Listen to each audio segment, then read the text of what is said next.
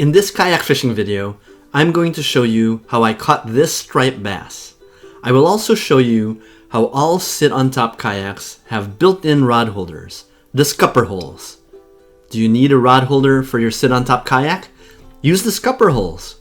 I use them as rod holders for when I troll lures at the start of my fishing trip, or when I bring in bait and I have to dehook the mackerel, or when I troll live mackerel in search for striped bass.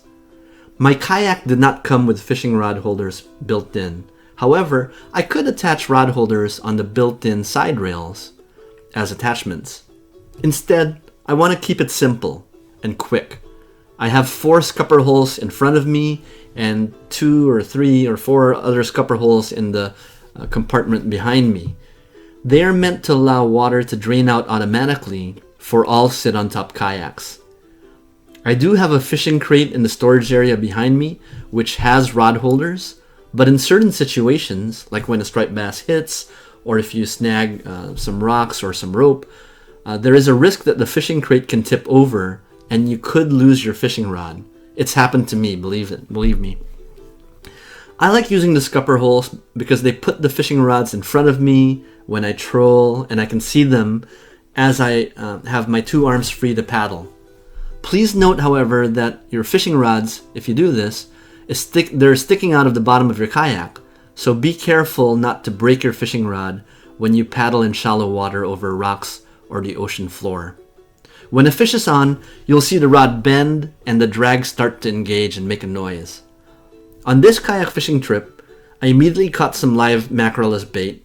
I trolled the live mackerel in a circle hook and caught a striped bass close to the rocks. It is low tide, and one tip I have is for low tide, you have to search for areas when you see moving water, indicating that the tide's going out or the tide's coming in. That's where the fish are. The striper swam among the rocks, and I had a tough time pulling it out of the rocks. I had to paddle away from the rocks with my fishing rod in the holder in the scupper hole to make sure that I could fight the fish and land it in open water away from the rocks where it was safe. Here in Boston, the striped bass has to be between 28 inches and 35 inches to be a keeper. This fish was just short of a keeper, so it was a successful catch and release.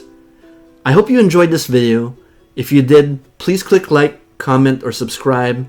I have a fishing playlist with other kayak fishing videos on my YouTube channel that you may enjoy. Check them out. Thanks for watching and have a great day.